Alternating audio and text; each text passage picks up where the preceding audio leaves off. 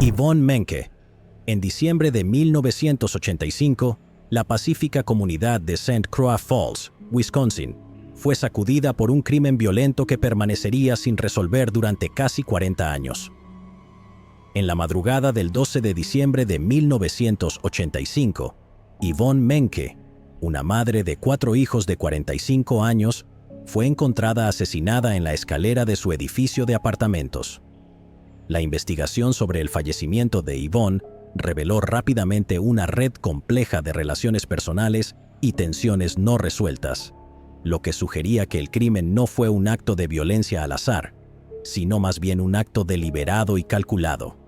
A pesar de los esfuerzos exhaustivos de las autoridades, el caso permaneció como un misterio durante décadas, hasta que un avance dio un giro al caso.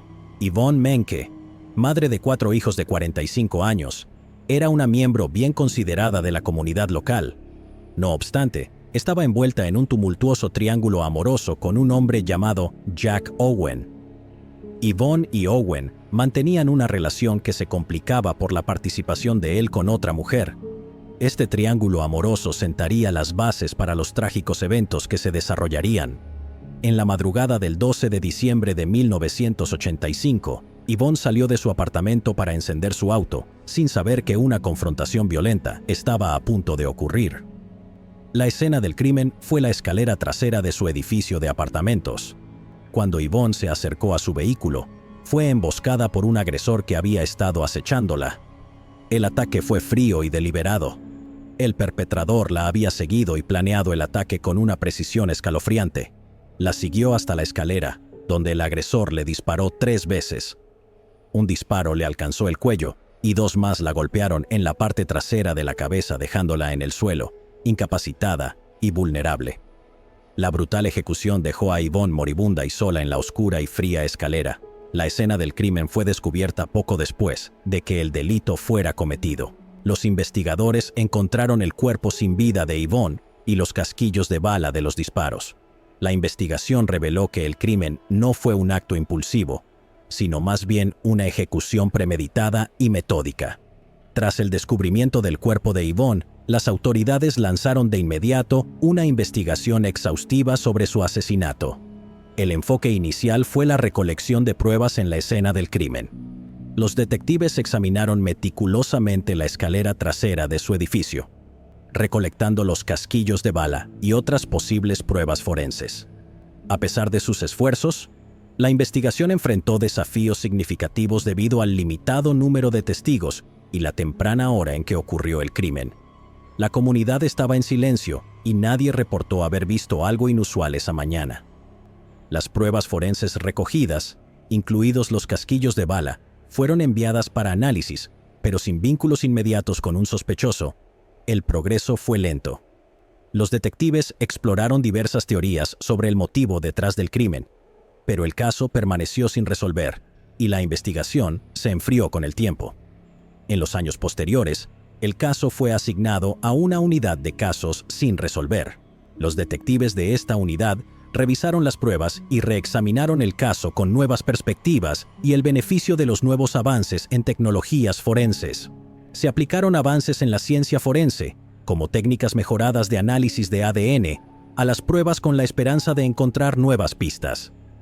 A pesar de estos esfuerzos renovados, la investigación no produjo avances inmediatos, al menos no hasta 2022. En 2022, los investigadores lograron el avance que habían estado esperando desesperadamente. Las técnicas forenses mejoradas llevaron a la identificación de una coincidencia de ADN que vinculaba las pruebas a un individuo que anteriormente era desconocido para la investigación. Esta persona, Mary Jo Bailey, había vivido bajo el radar durante décadas, pero una vez que su nombre salió a la luz, una investigación más profunda reveló su posible conexión con el caso.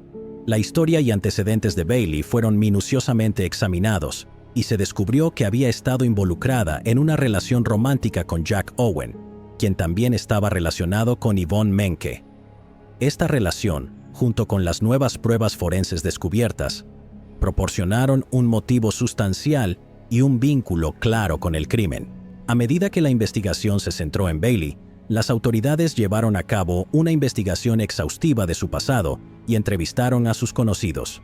Las pruebas acumuladas apuntaban cada vez más a Bailey como la principal sospechosa. El equipo de investigación reunió suficientes pruebas corroborativas para solicitar una orden de arresto. En agosto del 2023, Bailey fue arrestada en Arizona, donde había estado viviendo. Bailey fue acusada de asesinato en primer grado, y su arresto recibió una significativa atención mediática debido al dramático giro en un caso que había estado frío durante casi 40 años. Tras su arresto, Bailey fue extraditada a Wisconsin para enfrentar el juicio. El proceso judicial comenzó con una serie de audiencias y mociones previas al juicio. Durante este periodo, Bailey mantuvo su inocencia y no proporcionó ninguna declaración o explicación sobre el crimen. El juicio, que tuvo lugar en 2024, fue muy anticipado y seguido de cerca por el público, con muchos esperando justicia para Yvonne Menke y su familia después de décadas de espera. El 2 de julio del 2024, Mary Jo Bailey fue sentenciada a cadena perpetua. Será elegible para libertad condicional en 20 años. La resolución del caso llevó un sentido de cierre a la familia de Yvonne, quienes habían vivido con el dolor de su pérdida y la incertidumbre de un crimen no resuelto durante años. Antes de que se anunciara la sentencia de Bailey, 3 de los hijos de Yvonne, Julie Connors, Sue Raska y James Menke Jr., dieron declaraciones. Julie dijo: «Esperaste en una escalera oscura para quitarle la vida a mi mamá de manera maliciosa. Nos sentenciaste a una vida llena de dolor, tristeza y sufrimiento».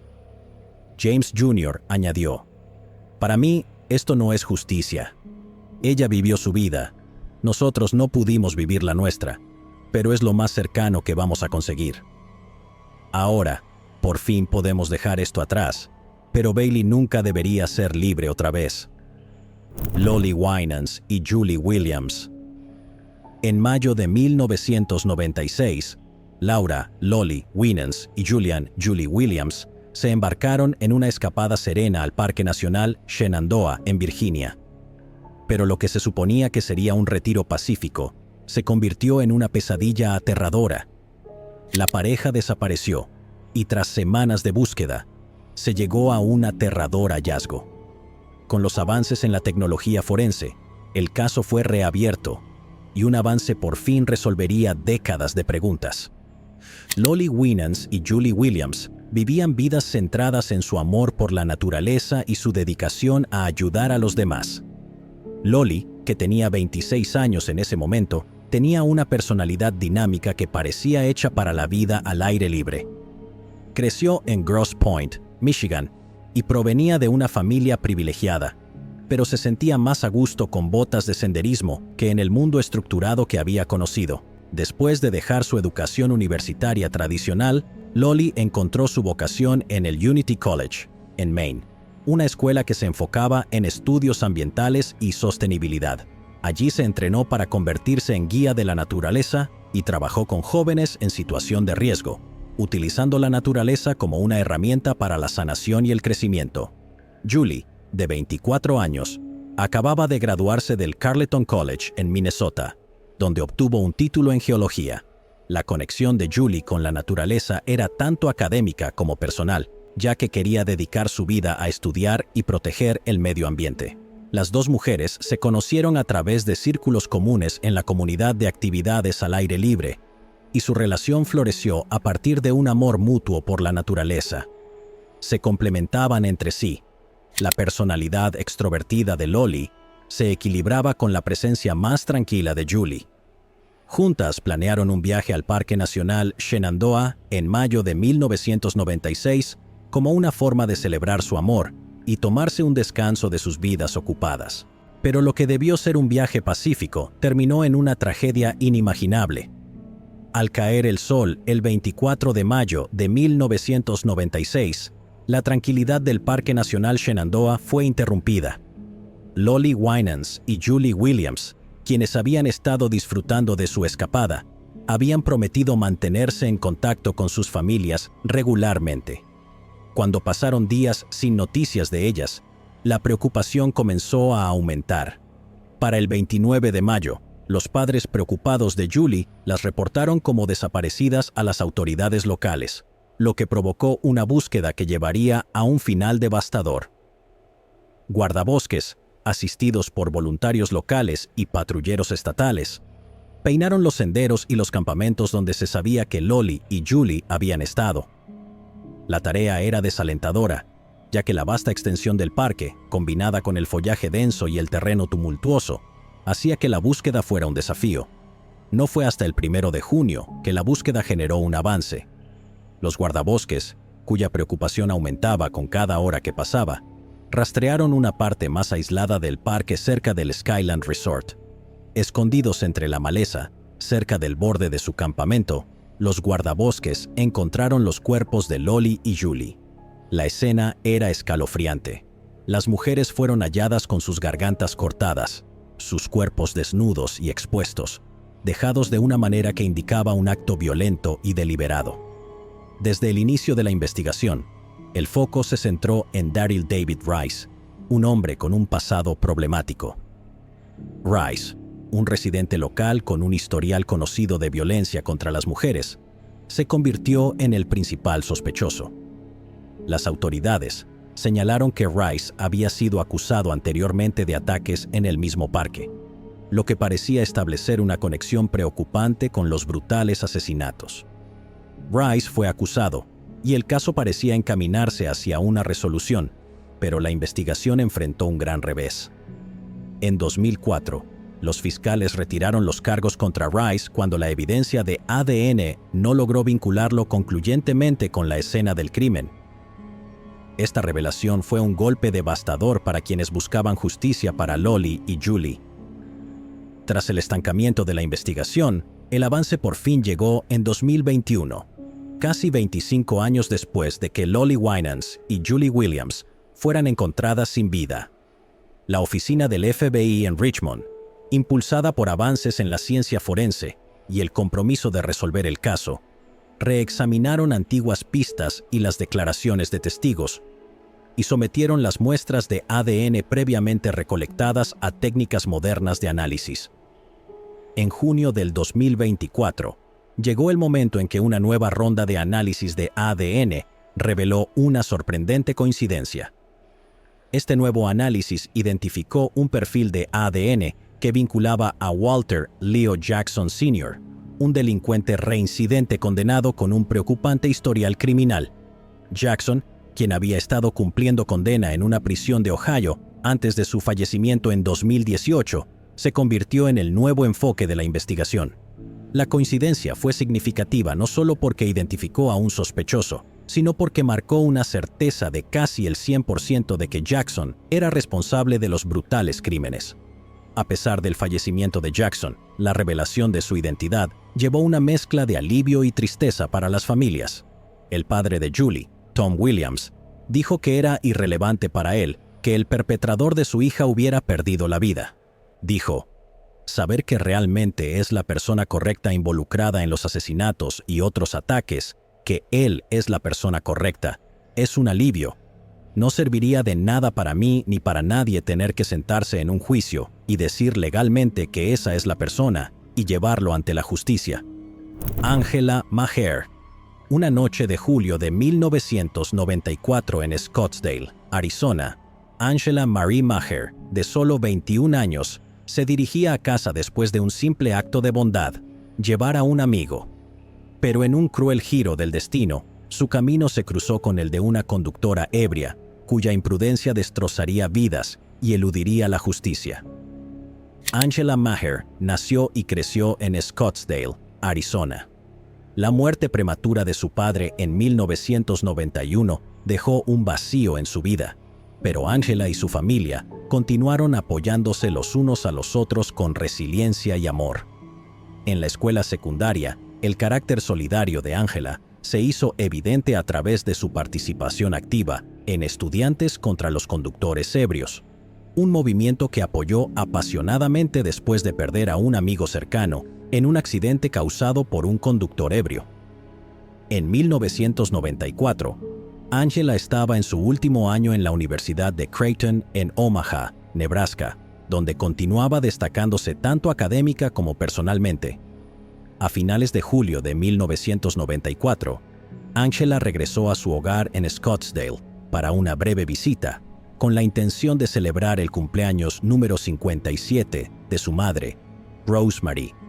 Después de las celebraciones, Angela salió alrededor de las 10 de la noche en el Oldsmobile blanco de su madre para recoger a una amiga en un bar local llamado Sticks, antes de regresar a casa. Angela conducía hacia el sur por la carretera de Scottsdale en dirección a su destino, pero sin saberlo, Gloria Schulze, de 31 años, estaba saliendo de un bar llamado Thunder and Lightning. Gloria, habiendo consumido una cantidad considerable de alcohol, estaba visiblemente afectada cuando se puso al volante de su camioneta Maroon color marrón. Momentos antes de la colisión, la camioneta de Gloria, que viajaba en dirección opuesta a la de Angela, se desvió al carril contrario. A pesar de que Angela intentó advertirle con un toque de corneta, la conductora de la camioneta no corrigió su curso. Los dos vehículos colisionaron violentamente, con la camioneta de Gloria impactando el auto de Angela y pasando por encima de él. El choque ocurrió a solo 5 minutos de la casa de Angela. El impacto fue catastrófico. Angela, quien no llevaba puesto el cinturón de seguridad, sufrió un trauma contundente en la cabeza. Los servicios de emergencia llegaron rápidamente, pero la gravedad del choque significaba que no había nada que pudieran hacer. Angela fue declarada muerta en el lugar. A medida que las noticias se propagaban, Rose Maher, quien había estado esperando ansiosamente el regreso de su hija, fue visitada por oficiales de policía poco antes de la 1 de la madrugada. Le informaron que Angela había sufrido un accidente. La desgarradora noticia de que la vida de su hija había sido truncada por una conductora ebria fue solo el comienzo de una prolongada y dolorosa lucha por justicia. Gloria permaneció en la escena del accidente y su estado era evidente desde el principio. La policía notó sus ojos inyectados en sangre, su habla distorsionada y el fuerte olor a alcohol. Una prueba de aliento reveló que su contenido de alcohol en sangre era de 0.15, muy por encima del límite legal, y también se encontraron rastros de marihuana en su sistema. A pesar de estos claros indicadores de intoxicación, la respuesta legal fue asombrosamente indulgente. Gloria no fue arrestada de inmediato, sino que fue llevada al hospital para tratar sus lesiones. Esta decisión provocó indignación y confusión dentro de la familia Maher, que luchaba por entender por qué Gloria permanecía libre mientras ellos debían enterrar a su hija.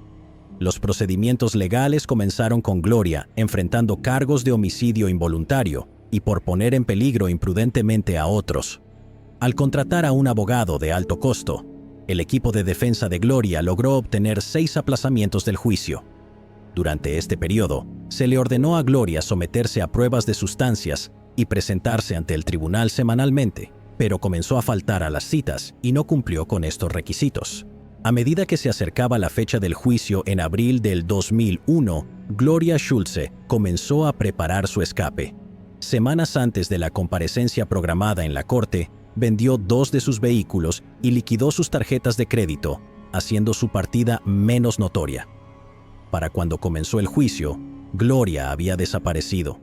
Su asiento vacío en la sala del tribunal dio inicio a una cacería nacional. La desaparición de Gloria fue un duro golpe, dejando a la familia con un profundo sentido de traición y frustración. A pesar de los extensos esfuerzos, que incluyeron reportajes en Los Más Buscados de América y varios medios de comunicación nacionales, Gloria Schulze permaneció esquiva. En la primavera del 2024, surgió un avance en el olvidado caso de la asesina de Angela Maher, dando un giro sorprendentemente inesperado. Durante décadas, Gloria Schulze había eludido la captura al huir del país y reinventarse. El caso parecía destinado a permanecer sin resolver hasta que una pista anónima llevó a los investigadores a un descubrimiento sorprendente. El avance llegó después de que una fuente anónima contactara a la policía de Scottsdale, dirigiéndolos a un artículo de noticias que se había publicado en Yellowknife, Canadá. Este artículo era un obituario de una mujer llamada Kate Dooley, que había vivido en Yellowknife y había fallecido de cáncer en diciembre del 2019. El artículo detallaba la vida de Dooley en Canadá, incluida su participación en eventos comunitarios locales y su trabajo en la industria minera. El nombre Kate Dooley fue una pista significativa. A través de una investigación adicional, se hizo evidente que Kate Dooley era en realidad Gloria Schulze, la esquiva conductora ebria que había huido de los Estados Unidos tras su crimen. Gloria había eludido exitosamente el sistema de justicia estadounidense al adoptar una nueva identidad y comenzar una nueva vida lejos de su pasado. En Yellowknife se convirtió en una figura conocida, admirada por su trabajo en la organización de espectáculos de fuegos artificiales comunitarios y su contribución a eventos locales. Se había integrado en su nueva comunidad, muy alejada del crimen que había cometido casi 3 décadas antes. Al enterarse de la nueva identidad de Gloria, los investigadores de Scottsdale reexaminaban el caso. Descubrieron que Gloria había sido arrestada nuevamente en 2009 en Yellowknife por conducir bajo la influencia del alcohol, una clara indicación de que su historial criminal la había seguido a través de las fronteras. A pesar de esto, el arresto no provocó una notificación a las autoridades estadounidenses ni una conexión con sus delitos anteriores. Gloria había logrado escapar de la justicia, continuando su vida bajo su nueva identidad, sin que la sombra de sus crímenes pasados la alcanzara. La revelación de la nueva identidad de Gloria y su vida en Canadá suscitó una tormenta de emociones para la familia Maher. Aunque Gloria Schulze había fallecido antes de que se pudiera hacer justicia, el descubrimiento llevó una semblanza de cierre a un caso que había sido olvidado durante mucho tiempo: Cornelia Humphrey. En 1978, el cuerpo sin vida de una mujer de 18 años fue descubierto al lado de una carretera en Alemania, con 14 puñaladas y un rastro de pistas. El caso desconcertó a los investigadores. A medida que pasaron los años, la investigación se enfrió. Sin embargo, los recientes avances en ciencia forense han atraído nueva atención a este escalofriante crimen. A medida que se revisan viejas pistas y surge nueva evidencia, los oscuros secretos de aquella fatídica noche podrían por fin salir a la luz. Cornelia Humphrey, una joven de 18 años de Alemania, era una miembro activa del grupo musical de su iglesia, la Banda de Jericó, donde era admirada por su talento y dedicación. Pero su vida daría un giro trágico cuando se involucró románticamente con un hombre llamado Tommy Molina. Tommy Molina era un soldado estadounidense de 24 años, estacionado en Schweinfurt, Alemania, a finales de la década de 1970. En ese momento, estaba sirviendo en el ejército de los Estados Unidos y estaba acompañado por su primera esposa, Linda Molina, y su joven hijo. La presencia de la familia Molina en Schweinfurt era parte del compromiso militar estadounidense más amplio en Alemania, que involucraba a numerosos miembros del servicio y sus familias distribuidos por todo el país. La relación de Cornelia con Tommy estaba llena de complicaciones. Tenían que mantener su romance en secreto de la esposa de Tommy, y a menudo se escabullían a lugares aislados o dentro de su auto. Las cosas darían un giro oscuro y violento. En la mañana del 21 de abril de 1978, el cuerpo de Cornelia Humphrey fue descubierto al lado de una carretera en una zona tranquila cerca de Schweinfurt. La escena era escalofriante. Había sido apuñalada violentamente 14 veces en el cuello y la espalda. Las primeras indagaciones llevaron a los investigadores a un testigo que informó haber visto un auto pequeño con una placa de matrícula verde en las cercanías de la escena del crimen.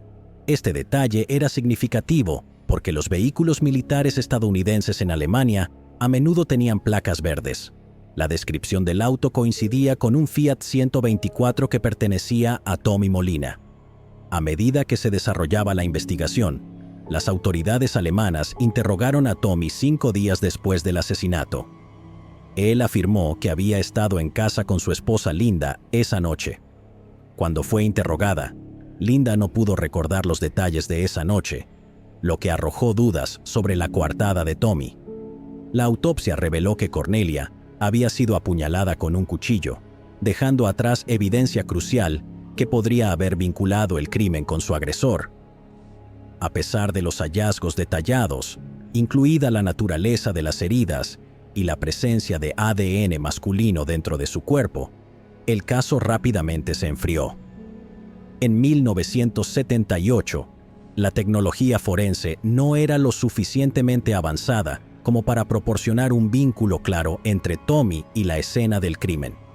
Aunque la descripción del testigo de una placa de matrícula verde coincidía con el auto de Tommy, esto por sí solo no era suficiente para establecer su participación en el apuñalamiento. La falta inicial de evidencia concreta y los desafíos para conectar a Tommy directamente con el crimen llevaron a una lenta progresión en la investigación. Los meses se convirtieron en años con poco avance en el caso. En 1995, surgió una pista significativa cuando la tercera esposa de Tommy Molina, Cindy Newsted, le informó a los investigadores criminales del Ejército de los Estados Unidos que Tommy le había confesado, mientras estaba ebrio, su participación en el asesinato de Cornelia. Le reveló que había tenido una aventura con Cornelia y que ella estaba embarazada de su hijo, amenazando con exponer su relación. Esta confesión, aunque no fue inmediatamente procesable, mantuvo el caso vivo en la mente de los investigadores. A pesar de esta pista, Tommy negó cualquier participación cuando fue interrogado nuevamente en 1996 y la investigación se estancó, pero los avances en la tecnología de ADN en las décadas siguientes ofrecieron una nueva esperanza. En 2019, las autoridades alemanas decidieron reexaminar el caso sin resolver. Solicitaron una nueva muestra de sangre del cuerpo de Cornelia, que había sido preservada desde el crimen. En octubre del 2020 se emitió una orden federal que permitió al FBI obtener una nueva muestra de sangre de Tommy Molina. El análisis forense de esta muestra, en comparación con el ADN recuperado de la ropa de Cornelia, confirmó una coincidencia. En junio del 2023, Tommy Molina fue arrestado en su casa en Gering, Nebraska, después de una investigación que duró décadas. Linda Newsted y Tommy se divorciaron en 1996, pero se reconciliaron y ahora ella está apoyándolo en sus audiencias de extradición. Los abogados de Tommy argumentaron que el caso de la fiscalía era demasiado débil para justificar la extradición en una serie de audiencias desde su arresto el año pasado, pero en mayo del 2024, el Tribunal de Distrito de Estados Unidos acordó la extradición y se anunció que sería enviado a Alemania en las próximas semanas. En junio del 2024 llegó a Alemania. Tommy fue presentado ante un juez del Tribunal de Distrito de Schweinfurt inmediatamente después de su llegada a Alemania. La fecha de su juicio será anunciada pronto. Se enfrenta a una pena de hasta 15 años en la cárcel. Carmen Van Huss. En la tarde del 22 de marzo de 1993, Carmen Van Huss fue con su familia a visitar a su abuela enferma en el Community Hospital South. La joven de 19 años llevó a su padre, James Van Huss Sr., y a su hermano menor, que acababa de cumplir 3 años, a su casa en el lado sur de Indianápolis, llegando alrededor de las 9:30 de la noche. Su padre le pidió que se quedara esa noche, pero ella dijo que tenía que regresar a su casa para lavar su uniforme de Pizza Hut, ya que era mesera en la cadena de restaurantes en ese momento. 2 días después, el 24 de marzo, los supervisores del Pizza Hut se preocuparon después de que Carmen faltara varios días al trabajo y no respondiera su teléfono. Buscaron el contacto de emergencia en su solicitud de empleo y contactaron a su padre. James fue al apartamento de su hija y encontró una nota hiriente en su puerta. La puerta también estaba desbloqueada. Dentro del apartamento, encontró una escena horripilante.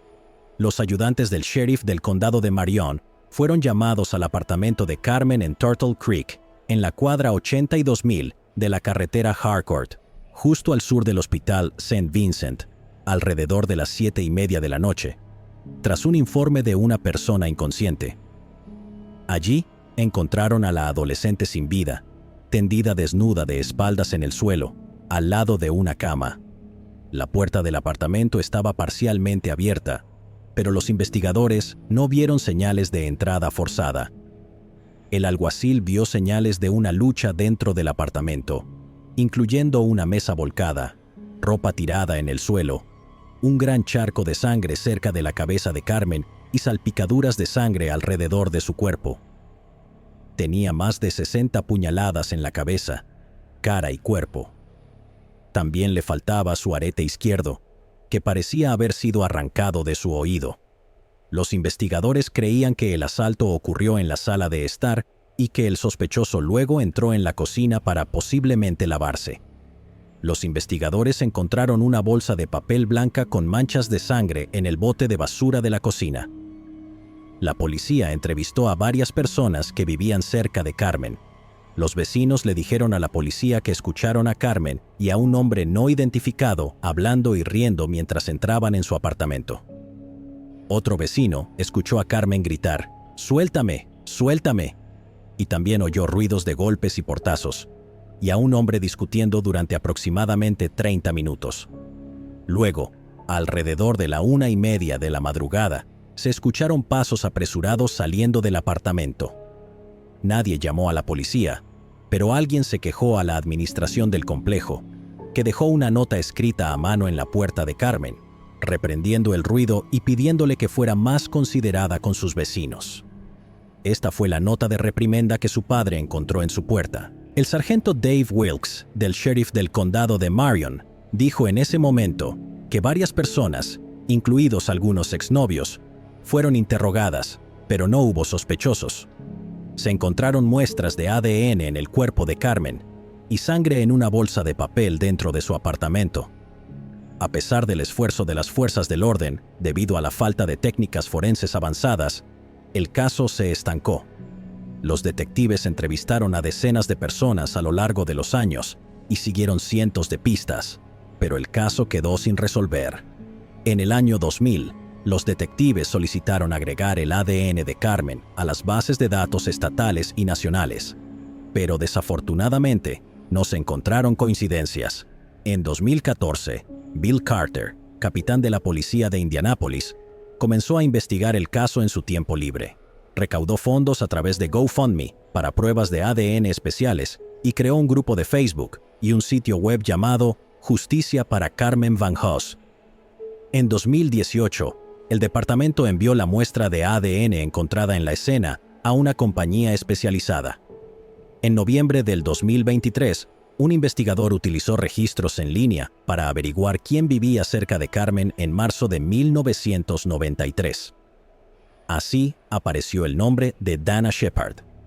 Shepard fue identificado como sospechoso con la ayuda del análisis de genealogía genética. El hombre de 52 años, que tenía 21 años al momento del horrendo crimen, trabajaba como conserje en la Universidad de Missouri cuando fue visitado por detectives de la Policía Metropolitana de Indianápolis a principios del 2024. Shepard temblaba visiblemente mientras leía la orden para tomar una muestra de su ADN. Una vez que la Agencia de Servicios Forenses del Condado de Marion recibió muestras de ADN para pruebas forenses tradicionales en junio del 2024, la agencia confirmó que el perfil de ADN de Shepard coincidía con las muestras encontradas en la escena del crimen. Posteriormente, los investigadores revisaron múltiples registros de arrestos entre 1992 y 1996. Estos registros confirmaron que Shepard vivía en el mismo complejo y, en un momento, en un edificio adyacente al de la víctima. Cuando los detectives investigaron cuán cerca estaba su unidad anterior de la de Carmen, descubrieron que tomaba solo 30 segundos llegar. Ambos apartamentos estaban conectados internamente por un área común compartida que incluía una lavandería. Shepard fue arrestado en relación con el asesinato de Carmen el 3 de agosto del 2024, bajo 2 cargos de homicidio y un cargo de asalto con fuerza mortal. Cuando los oficiales fueron a arrestarlo, él invocó su derecho a un abogado sin hablar con los detectives. Shepard compareció en un tribunal del condado de Boone, Missouri, a través de una videollamada, el 4 de septiembre. Su fianza fue denegada, y el juez fijó una audiencia de extradición para el 26 de septiembre. El subjefe Kendall Adams, de la División de Investigaciones Criminales del Departamento de Policía, declaró que espera que el arresto de Shepard brinde a la familia de Carmen un poco de paz. Añadió: durante 31 años, la familia de Carmen Van Hoos ha estado buscando respuestas y justicia. La familia de Carmen habló en una conferencia de prensa, expresando su gratitud hacia quienes ayudaron a resolver el caso. Carmen es extrañada por muchas personas, incluidos primos que la amaban como a una hermana y una tía que la amaba como a una hija. Pero muchos detalles del caso aún se desconocen, como si Carmen había planeado encontrarse con su agresor en su apartamento o si lo conoció de manera espontánea. El hermano de Carmen, Jimmy Van Haas, dijo en un comunicado: «Para mi papá, tener que encontrar a su hija después de lo que le hicieron brutalmente hace que este día sea agridulce. Ojalá él estuviera aquí para verlo. Su padre había fallecido hace años». Los miembros de la familia dijeron que se sienten tristes porque Carmen no pudo graduarse de la universidad ni casarse. La familia espera que se resuelvan más casos gracias al ADN y a la genealogía genética. Jimmy añadió: «Nos encantaría una ley, un procedimiento, algo en memoria de Carmen para que otros casos reciban la atención que merecen». Martha Helmick. El 22 de octubre del 2016, mientras los bomberos en Lexington, Kentucky, realizaban un entrenamiento, detectaron vehículos en el fondo del río utilizando un radar de sonar. Muchos de ellos eran vehículos robados. Sin embargo, uno despertó la curiosidad del jefe de distrito, Chris Warren. Era un Ford Fairlane de 1967, muy deteriorado y oxidado, sin marcas de identificación en ninguna parte del auto. Una vez que el carro fue removido, el departamento descubrió lo que el forense del condado, Gary Ginn, describió como restos óseos escasos y un bolso de mujer. También se encontraron varios otros objetos en el interior. Las autoridades intentaron de inmediato identificar los restos, pero al principio no tuvieron éxito.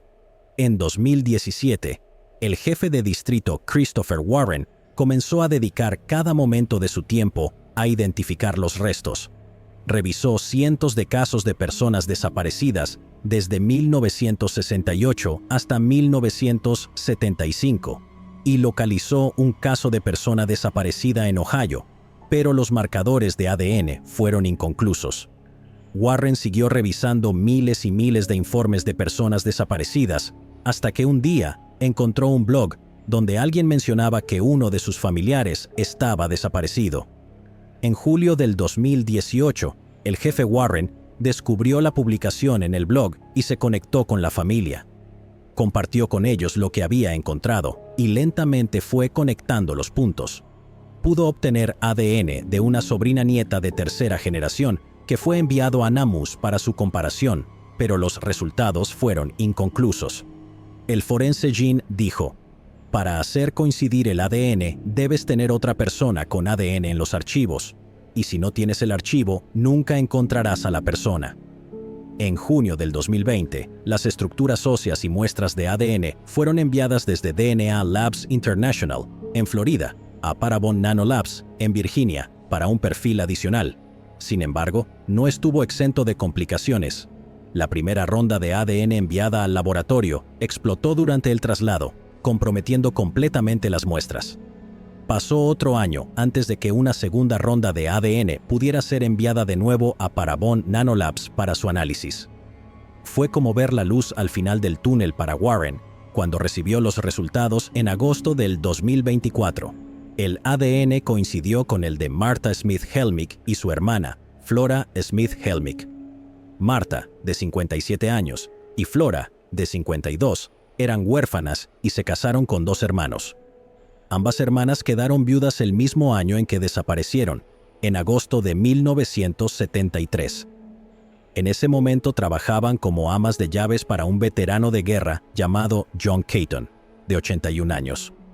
La noche en que desaparecieron, el 3 de agosto, John estaba conduciendo a las hermanas a una reunión familiar en Double, Kentucky, en su Ford Fairlane verde claro de 1967.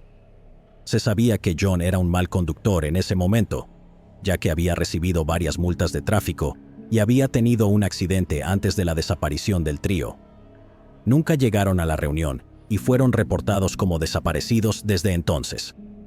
Los múltiples objetos encontrados dentro del vehículo llevaron a la identificación de Martha, como huesos de un pie dentro de unas pantimedias, un zapato elevado que Martha solía usar, un monedero con objetos en su interior, y también un vestido gris que Martha llevaba puesto el día de su desaparición, y una llave que fue rastreada hasta una casa rodante en la que Martha vivió, pero que se había desechado años atrás.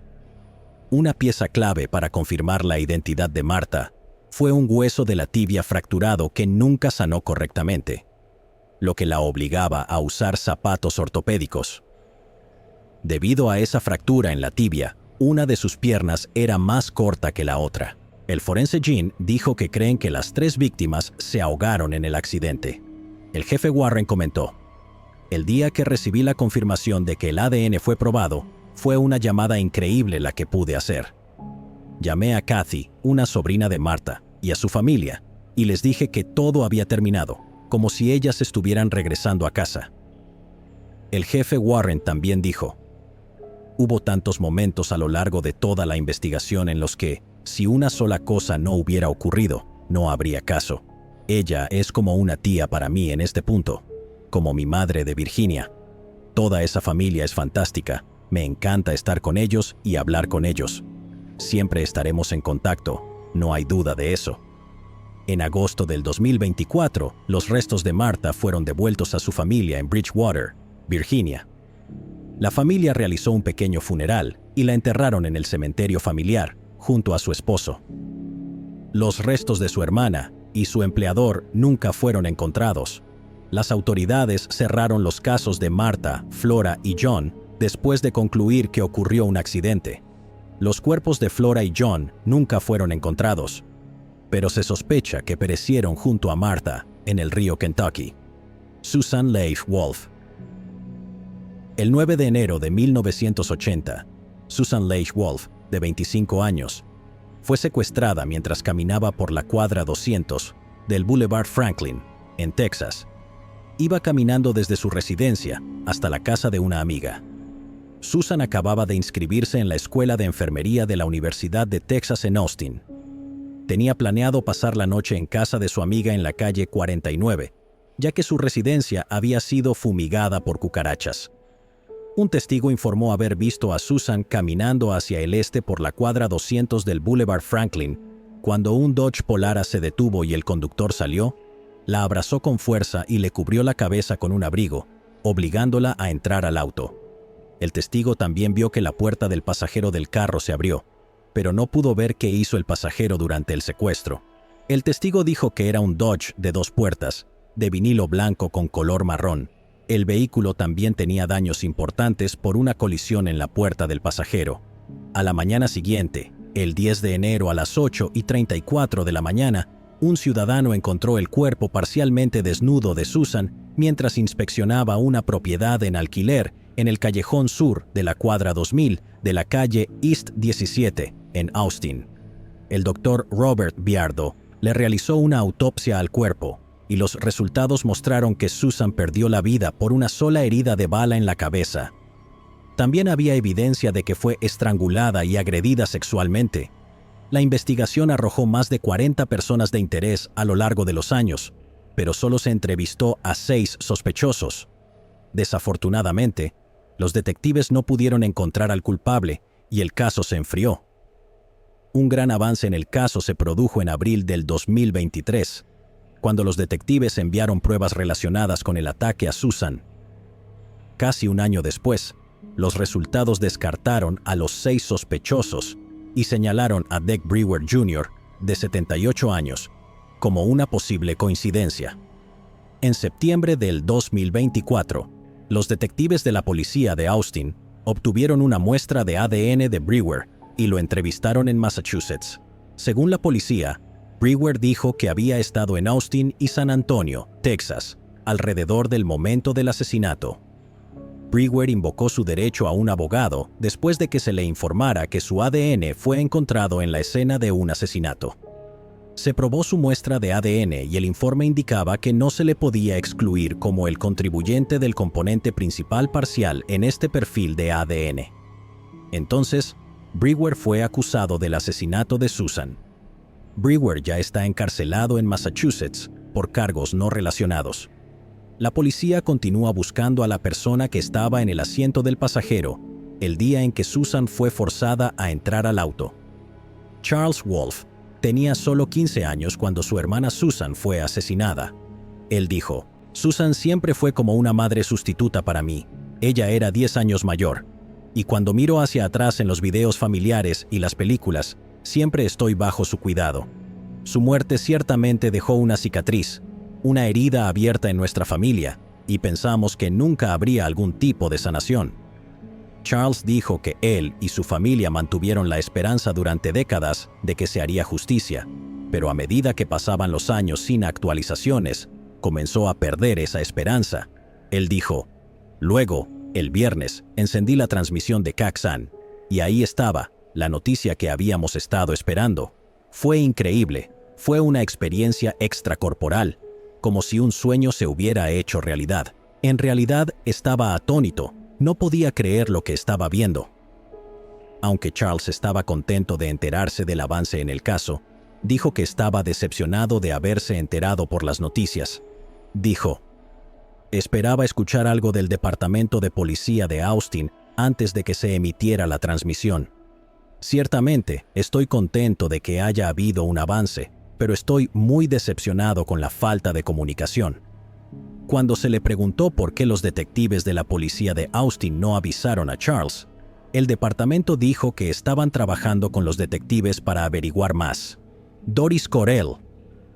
El 15 de diciembre de 1996, los agentes respondieron a un llamado en el 6700 de la US 41 Norte, en Palmetto, Florida, y observaron un cuerpo flotando boca abajo en un canal de desagüe.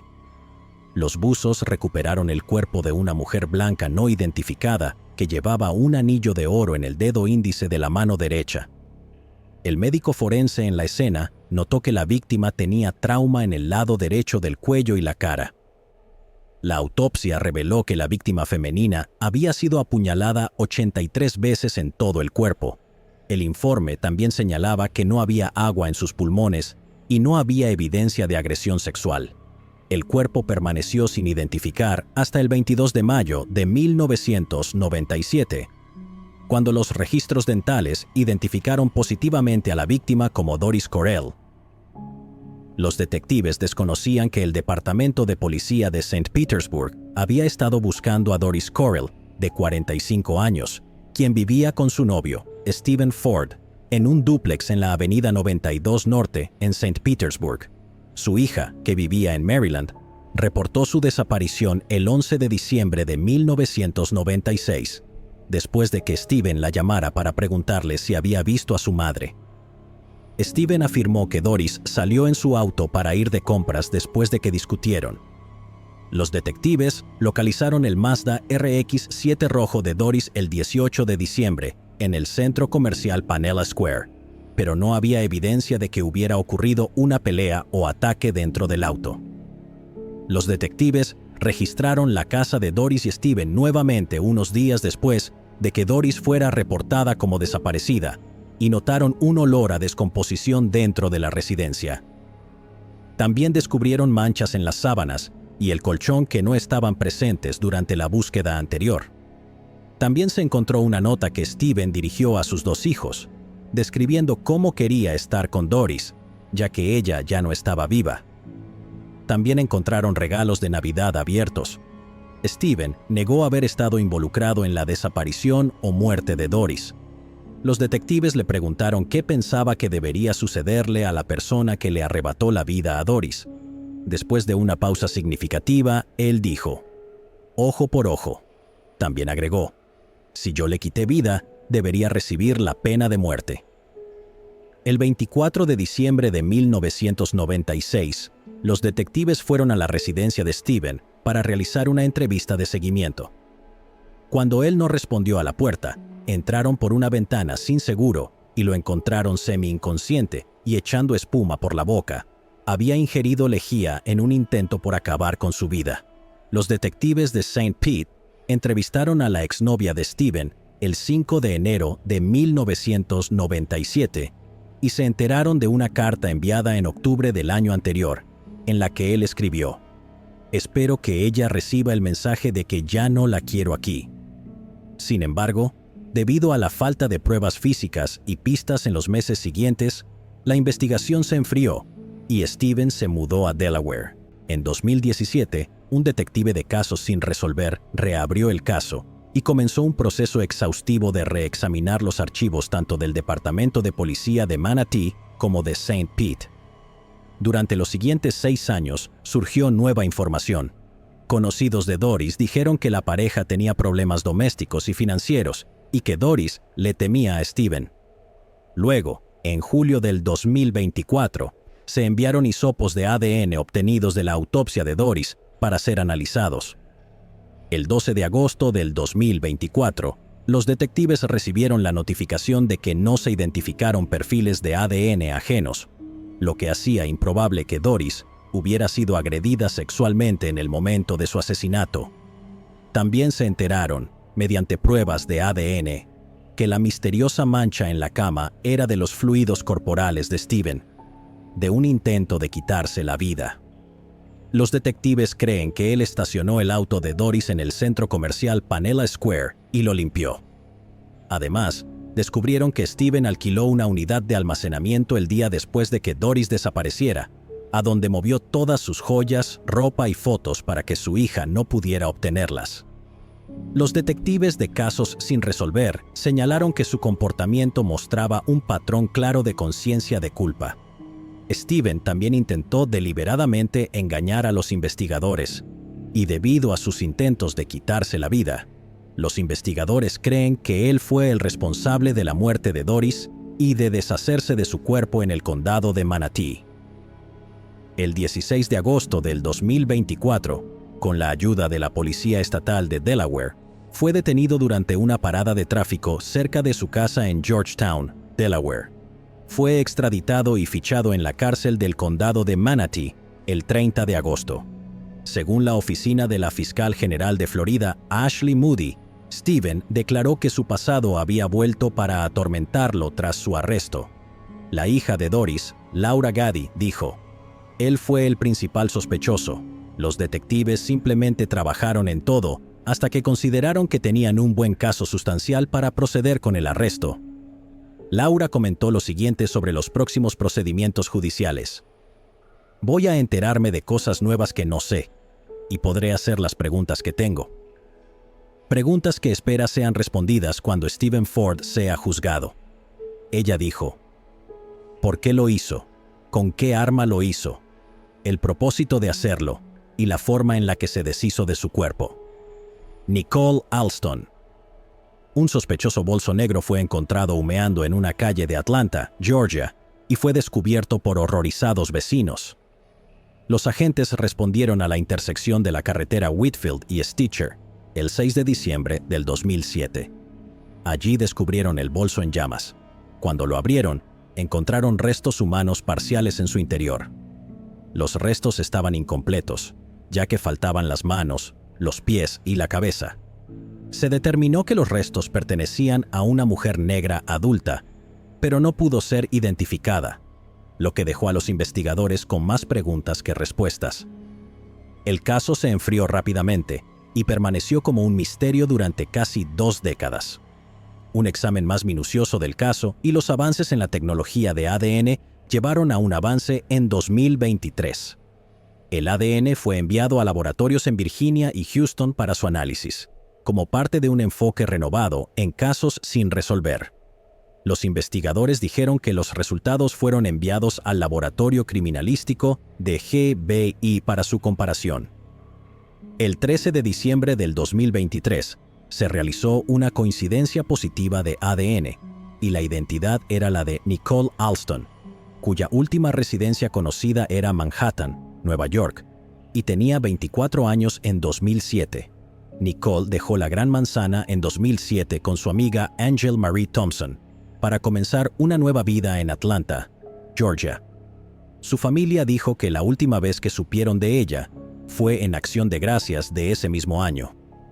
Al parecer, la amiga de Nicole, Angel, era buscada en Nueva York por robo y fraude de identidad en ese momento.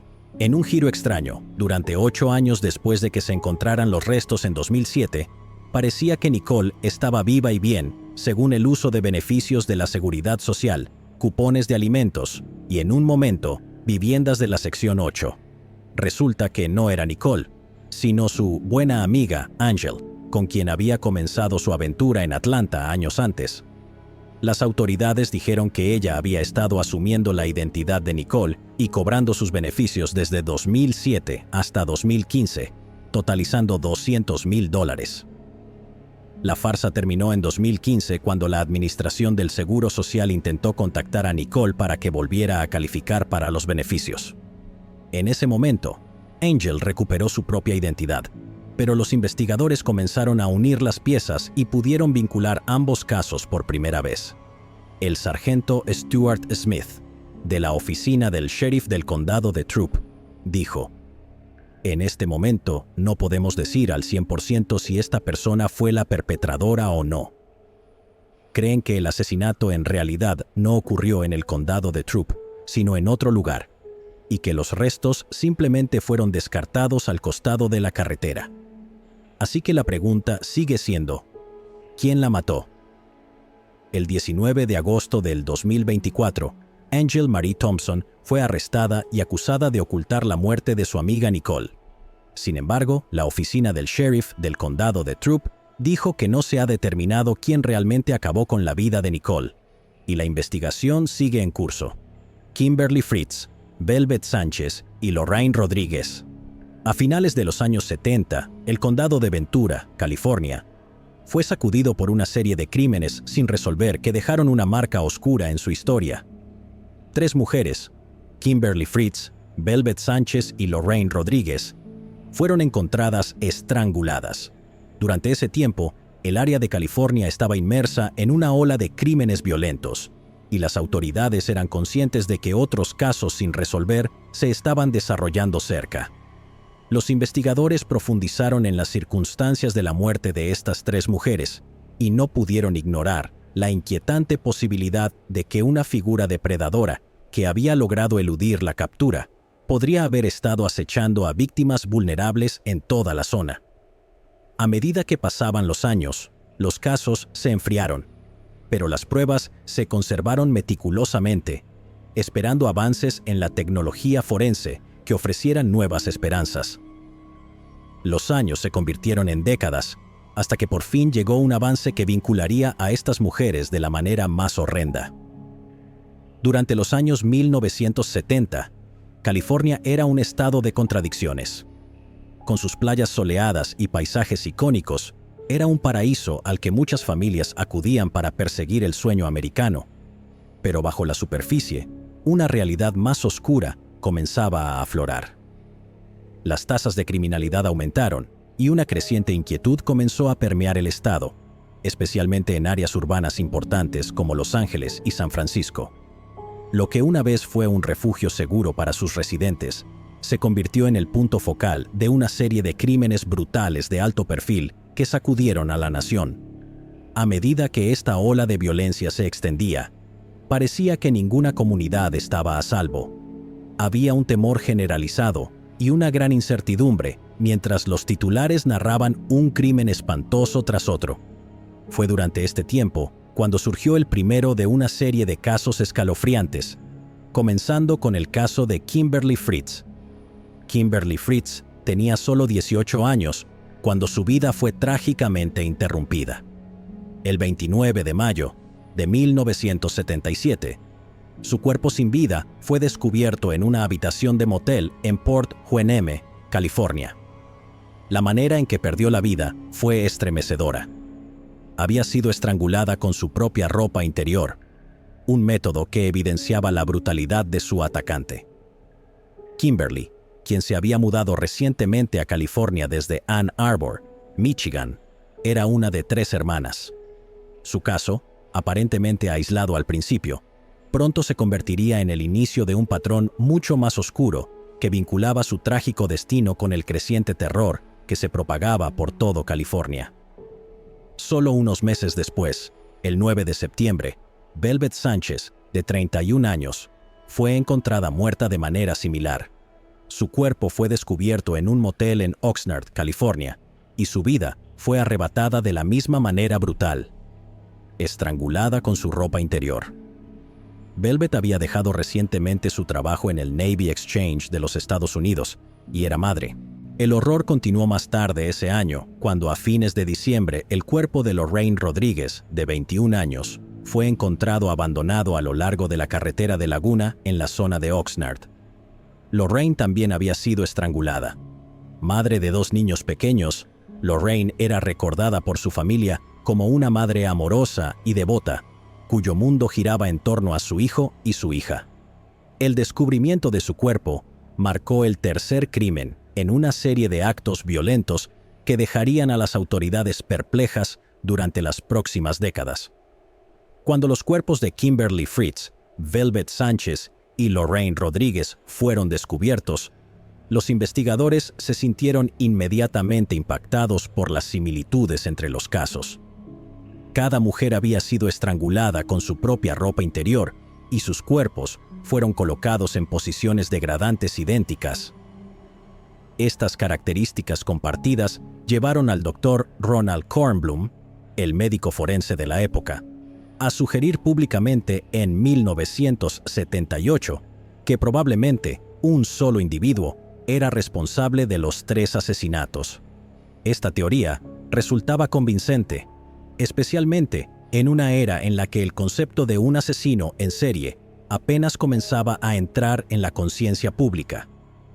La Unidad de Ciencias del Comportamiento del FBI, el precursor de la comprensión moderna de la elaboración de perfiles criminales, aún estaba en su infancia, y el estudio de los asesinos en serie era en gran medida un territorio inexplorado. Los investigadores dependían en gran medida de patrones e instintos, en lugar de las técnicas de elaboración de perfiles psicológicos que se desarrollarían en los años venideros. A medida que avanzaba la investigación, los detectives se toparon con inconsistencias preocupantes que arrojaban dudas sobre la teoría de un solo perpetrador. Si bien los métodos de estrangulamiento y la posición de los cuerpos eran consistentes, comenzaron a surgir pequeñas diferencias en la evidencia relacionada con el asesinato de Lorraine Rodríguez. Estas discrepancias eran menores, pero planteaban preguntas sobre si los 3 asesinatos estaban realmente conectados o si las similitudes eran simplemente coincidencias. Estas dudas solo se acentuaron por las limitaciones de la época. La falta de un sospechoso claro o de pistas sólidas hizo que fuera difícil para los investigadores mantener el interés público en los casos. Otra complicación para los detectives fue la escasez de testigos y pistas creíbles. Las víctimas, todas ellas trabajadoras sexuales, llevaban estilos de vida transitorios que dificultaban a los investigadores reconstruir sus últimos movimientos. Kimberly, Velvet y Lorraine venían de distintos orígenes, pero fueron arrastradas a un mundo donde el trabajo sexual era un medio de supervivencia. Se veían impulsadas por dificultades económicas, falta de apoyo o circunstancias personales desafiantes. Los detalles de sus vidas son escasos, dejando solo fragmentos de quienes eran más allá de sus profesiones. A pesar de sus profundas conexiones con sus familias, estos aspectos de sus vidas quedaron ensombrecidos por su participación en el trabajo sexual, lo que moldeó la narrativa limitada compartida con el público. El estigma adjunto a su profesión complicaba aún más las cosas, ya que los testigos potenciales a menudo se mostraban reacios a presentarse, temiendo ser juzgados o enfrentar repercusiones legales. Incluso, con las claras conexiones entre los asesinatos, los casos de Kimberly Fritz, Velvet Sánchez y Lorraine Rodríguez recibieron poca atención de los medios. La falta de cobertura mediática no solo obstaculizó la investigación, sino que también reforzó el estigma en torno a sus vidas. 14 años después, el 6 de julio de 1992, Nona Stamy Cobb, de 29 años, fue vista por última vez en el centro de bienvenida de la Interestatal 885 en el condado de Cleveland, Carolina del Norte. Testigos informaron haberla visto subir a un camión conducido por un hombre no identificado. Al día siguiente, su cuerpo sin vida fue descubierto en el lado norte de la Interestatal 77, a más de 160 kilómetros de distancia. Nona había sido estrangulada, un detalle que inmediatamente despertó paralelismos con los asesinatos de California. Al igual que las víctimas en el condado de Ventura, Nona era una trabajadora sexual y su cuerpo había sido dejado cerca de una carretera. Este era un patrón que le indicaba a los investigadores que un delincuente metódico y calculador era responsable. Dadas las similitudes, los investigadores inicialmente creyeron que la muerte de Nona podría estar relacionada con Sean Patrick Goebel, quien había sido arrestado en 1995 por una serie de crímenes similares. Pero cuando las pruebas de ADN de la escena del crimen fueron analizadas, revelaron una historia completamente diferente. Goebel fue descartado como sospechoso y el caso de Nona permaneció sin resolver durante casi 3 décadas. El avance en la investigación comenzó con los avances en la tecnología de ADN, lo que proporcionó a los investigadores una nueva herramienta para reexaminar casos antiguos, como el caso de Nona Stamey Cobb, cuyo caso había permanecido sin resolver. Desde 1992, los investigadores decidieron volver a analizar las pruebas de ADN recolectadas en la escena. Usando técnicas avanzadas, lograron generar un perfil de ADN completo a partir de la evidencia biológica encontrada en su cuerpo. Este perfil fue ingresado en CODIS y, para sorpresa de los investigadores, el ADN del caso de Nona coincidió con un perfil en CODIS, el de Warren Luther Alexander. Warren Luther Alexander nació el 12 de enero de 1951 y su vida temprana parecía bastante ordinaria. Creció en Oxnard, California, y asistió a escuelas locales durante las décadas de 1950 y 1960. Como muchos jóvenes de su generación, se enlistó en el ejército, sirviendo en el Cuerpo de Marines de los Estados Unidos durante la tumultuosa era de la Guerra de Vietnam, un periodo que dejó a muchos veteranos lidiando con estrés postraumático y dificultades para readaptarse a la vida civil. Después de completar su servicio militar, Alexander trabajó brevemente como conductor de taxi, un rol que probablemente lo introdujo a un estilo de vida transitorio y a frecuentes interacciones con desconocidos, experiencias que más tarde moldearían su carrera como camionero de larga distancia. Para la década de 1970, había regresado a Oxnard y comenzó una carrera como camionero, una profesión que dominaría las siguientes 3 décadas de su vida y le proporcionaría los medios y la oportunidad para una serie de crímenes horrendos. Su infancia en Oxnard, combinada con su regreso durante la década de 1970, coincidió con la cronología de los asesinatos en California. Esto le dio potencialmente una ventaja local a la hora de seleccionar a las víctimas y evadir la detección. Para cuando vivía en Diamond Head, Mississippi, los avances en la tecnología de ADN llevaron a la conexión. Esta coincidencia de ADN resultó en el arresto de Alexander en marzo del 2022 por el caso de Nona Cobb, pero las implicaciones de este descubrimiento se extendieron mucho más allá de Carolina del Norte.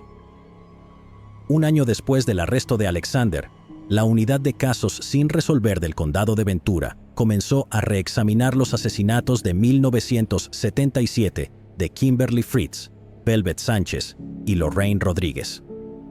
Este nuevo enfoque involucró cargar la evidencia de las escenas del crimen en una base de datos nacional de ADN utilizada por detectives de homicidios en todo el país. La esperanza era que los avances en la tecnología forense pudieran proporcionar nuevos conocimientos o conexiones. Mientras reanalizaban meticulosamente la evidencia preservada, los investigadores esperaban descubrir vínculos que les hubieran eludido durante décadas.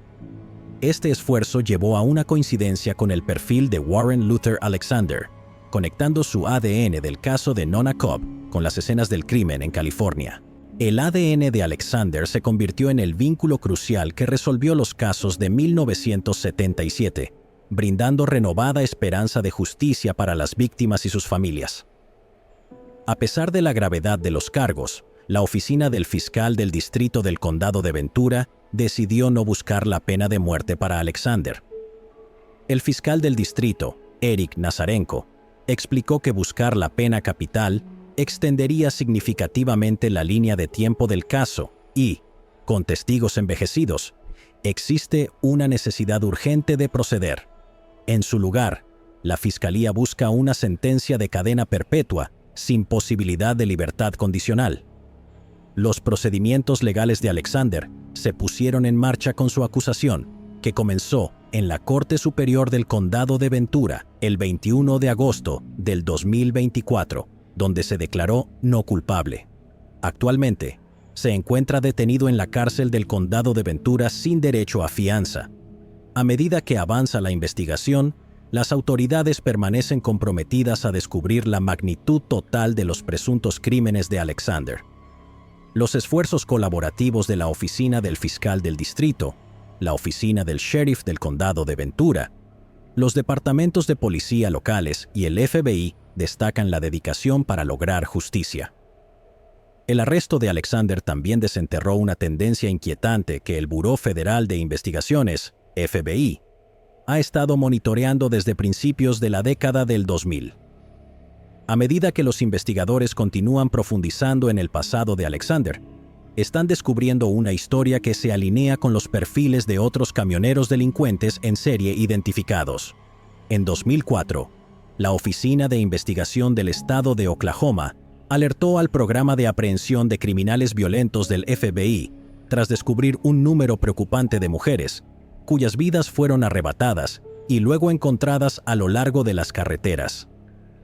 Esto llevó a los analistas del programa a examinar casos similares en todo el país.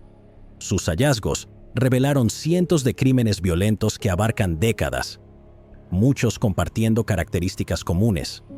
Las víctimas eran predominantemente mujeres que se dedicaban a actividades de alto riesgo, como el trabajo sexual, hacer autostop o el abuso de sustancias. Los cuerpos a menudo se descubrieron a lo largo o cerca de las carreteras, particularmente en paradas de camiones o áreas de descanso. La naturaleza de estos casos frecuentemente cruzaba líneas jurisdiccionales, complicando las investigaciones y conexiones entre ellos. En respuesta a estos alarmantes descubrimientos, el FBI lanzó la iniciativa de asesinatos en serie en carreteras en 2009, reconociendo la necesidad de un enfoque coordinado. Este programa tiene como objetivo recopilar y analizar datos sobre asesinatos relacionados con carreteras, identificar posibles perpetradores en serie que operen a través de las fronteras estatales, coordinar esfuerzos entre agencias de aplicación de la ley locales, estatales y federales, y proporcionar recursos para ayudar a resolver estos casos intrincados. Desde su inicio, la iniciativa ha identificado a más de 850 víctimas y alrededor de 450 sospechosos potenciales. La identificación y arresto de Warren Luther Alexander ofrecen una medida de cierre para las familias de Kimberly Fritz, Lorraine Sánchez y Velvet Rodríguez, quienes han esperado respuestas durante casi 5 décadas. Pero la investigación está lejos de haber terminado, y la posibilidad de más víctimas es, lamentablemente, extremadamente probable. A medida que las autoridades continúan su trabajo diligentemente, no solo están persiguiendo justicia para estas mujeres, cuyas vidas fueron trágicamente truncadas en 1977, sino que también se esfuerzan por descubrir cualquier otra víctima que pueda haber caído presa de las violentas acciones de Alexander.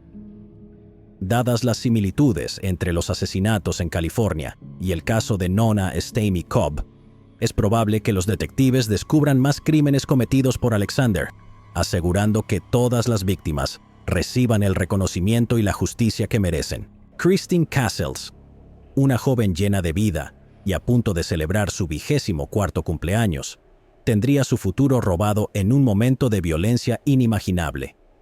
La vida de Christine Castles, una mujer de 23 años de Hawthorne, Florida, fue trágicamente arrebatada solo 5 días antes de su cumpleaños. El tiroteo ocurrió en el garaje de la residencia de su novio, dejando a su familia y comunidad devastadas por la repentina pérdida. Su historia, marcada por el amor, la tragedia y preguntas sin respuesta, permanece grabada en los corazones de aquellos que la conocieron. Christine Castles nació el 25 de abril de 1993 en el pequeño pueblo de Hawthorne, hija de Randy y Brenda Castles. Durante sus años escolares en la escuela secundaria de Hawthorne, Christine no solo fue una estudiante, sino una participante activa en varias actividades. Se destacó en softball, levantamiento de pesas, y fue una miembro dedicada de los Futuro Agricultores de América. Sus domingos a menudo los pasaba en la Iglesia Bautista Eden, reflejando sus fuertes lazos con la comunidad. Después de la escuela secundaria, Christine emprendió una carrera en el cuidado de la salud, trabajando como asistente médica. La vida en Hawthorne era simple, pero satisfactoria para Christine, ya que equilibraba sus responsabilidades profesionales con su vida personal. Sin embargo, bajo la superficie de su vida aparentemente idílica, una sombra imprevista se estaba acercando lentamente, una que pronto destruiría la paz que había conocido toda su vida. En los días previos a su 24º cumpleaños, la vida que Christine había construido cuidadosamente comenzó a desmoronarse. El 21 de abril del 2017, la que debería haber sido una noche ordinaria para Christine y su novio, dio un giro horrible e inesperado. La pareja había pasado el día disfrutando de las cálidas arenas y las tranquilas olas de una playa de Florida, disfrutando de las alegrías simples de la vida. Al regresar a su casa en Florida Central, la paz del día persistía, aquella satisfacción que se suscita después de un día bien vivido. Christine, siempre consciente de sus responsabilidades, recordó que necesitaba recoger sus uniformes para trabajar a la mañana siguiente. Salió del auto sin saber que su vida estaba a punto de ser interrumpida violentamente. A medida que Christine se acercaba a la casa, un grupo de individuos emergió de las sombras, con intenciones frías y calculadas. Estaban allí para robar la casa, y su presencia convirtió la atmósfera antes tranquila en una de peligro inmediato y paralizante. Christine, sintiendo la amenaza, instintivamente comenzó a moverse hacia la seguridad de la casa donde su novio la esperaba, pero la seguridad era una noción fugaz esa noche. Sin previo aviso, el sonido de los disparos desgarró el aire, rompiendo el silencio de la noche y la sensación de seguridad que Christine había conocido siempre. En un intento desesperado por escapar, Christine fue golpeada en la espalda por una bala. El momento fue caótico, aterrador y lleno de una sensación inimaginable de traición por parte del mundo que había conocido. El tiroteo fue implacable. Su novio, atónito y horrorizado, salió corriendo en un intento desesperado por proteger a Christine y su hogar. En medio del caos, devolvió el fuego, pero el daño ya estaba hecho. Christine yacía mortalmente herida, mientras que su novio, aunque físicamente ileso, se quedó lidiando con la carga emocional y las cicatrices psicológicas de haber presenciado el brutal final de la mujer que amaba. Mientras los asaltantes huían hacia la noche, dejaron atrás más que solo los restos de un robo fallido. Dejaron a una comunidad en luto, a una familia sumida en la profunda desesperación y a un futuro que Christine nunca podría vivir. Durante años, la familia de Christine ha estado firme en su búsqueda de justicia, decidida a ver a los perpetradores de su trágica muerte ser responsabilizados. Liderando este esfuerzo está su madre, Brenda Castles, quien se ha convertido en una luchadora incansable. Ella ha exigido respuestas y se ha negado a dejar que la memoria de su hija se desvanezca. A pesar del paso del tiempo y el dolor de la pérdida, la determinación de Brenda nunca ha flaqueado. Después de una extenuante investigación de 7 años, su perseverancia por fin ha dado frutos. La oficina del sheriff del condado de Alachua, trabajando diligentemente para reconstruir los eventos de esa fatídica noche, anunció un avance importante en el caso. 3 sospechosos fueron arrestados en conexión con el asesinato de Christine, marcando un hito significativo en la larga búsqueda de justicia. Estos arrestos han llevado un sentido de esperanza a una familia que ha soportado años de incertidumbre y duelo. El 15 de julio del 2024, el primer sospechoso, Kenneth Altador, fue arrestado en Fort Lauderdale con la asistencia de la oficina del sheriff del condado de Broward. Solo un día después, el 16 de julio, Blake Jackson fue aprehendido en Hallandale Beach, en Hollywood, Florida, nuevamente con el apoyo de la oficina del sheriff del condado de Broward. Tanto Altador como Jackson están actualmente detenidos en la cárcel del condado de Broward, a la espera de ser extraditados al condado de Alachua, donde enfrentarán cargos relacionados con la muerte de Christine. El tercer sospechoso, Nickenson Perrin, añade otra capa de complejidad al caso. Actualmente cumple condena en una prisión federal en Seattle, Washington, por cargos no relacionados. Perrin también ha sido acusado en conexión con el caso de Christine. A pesar de los desafíos logísticos que plantea su encarcelamiento en otro estado, las autoridades están avanzando con el caso, decididas a llevar ante la justicia a todos los involucrados. Vicki Lynn Belk. En el caluroso verano de 1979, Vicki Lynn Belk, una trabajadora federal de 28 años, desapareció de un bullicioso vecindario de Washington, D.C. Tras años de incansables búsquedas y avances en la tecnología forense, la escalofriante verdad detrás del trágico destino de Vicki por fin ha salido a la luz. Vicki se convirtió en la primera de su familia en graduarse de la universidad, obteniendo una licenciatura de artes en educación del St. Augustine College en Raleigh, Carolina del Norte. Sus logros académicos le abrieron camino para una carrera como analista de gestión en el Departamento de Agricultura de Washington, D.C. Fuera de su vida profesional, Vicki era conocida por su calidez y generosidad, profundamente involucrada en su comunidad a través de la Iglesia Bautista Oakland en Alexandria.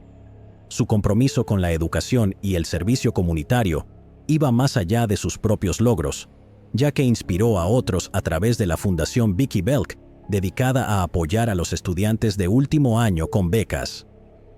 Trágicamente, el prometedor futuro de Vicki y su dedicación a ayudar a los demás fueron abruptamente destrozados por un crimen sin sentido y violento en 1979. El 28 de agosto de 1979, el novio de Vicki, James Hill, reportó su desaparición después de que ella no regresara a casa en Sweetland, Maryland, tras su trabajo. La noche siguiente, un adolescente local que montaba en bicicleta por el área de la carretera Bryans en el condado de Charles, Maryland, hizo un descubrimiento sombrío. El cuerpo de Vicki yacía a solo 6 metros de la carretera en una zona boscosa. Al responder a la llamada al 911 del adolescente, la policía determinó rápidamente las trágicas circunstancias que rodeaban la muerte de Vicki. Los hallazgos del médico forense de Baltimore confirmaron que había sido agredida sexualmente y fatalmente disparada, convirtiendo lo que comenzó como un caso de persona desaparecida en una investigación de asesinato. En el caso de Vicki, se recolectaron meticulosamente pruebas en la escena del crimen y durante su autopsia, incluyendo artículos como su ropa interior, zapatos marrones, muestras de cabello, cortes de uñas, joyas, sostén, vestido y enagua, que fueron cuidadosamente preservados en el almacén. A pesar de los extensos esfuerzos de los detectives, no surgió ningún sospechoso durante los meses y años iniciales de la investigación. A inicios de la década del 2000, los avances en pruebas de ADN proporcionaron un nuevo rayo de esperanza. Se reexaminaron varias piezas de evidencia, lo que llevó al descubrimiento de un perfil parcial de ADN masculino en el vestido de Vicki. Sin embargo, en ese momento, la tecnología aún no era lo suficientemente avanzada para integrar este perfil en bases de datos para compararlo con posibles sospechosos, y el caso se enfrió una vez más. Décadas después, nuevos avances en tecnología forense proporcionaron una pista clave.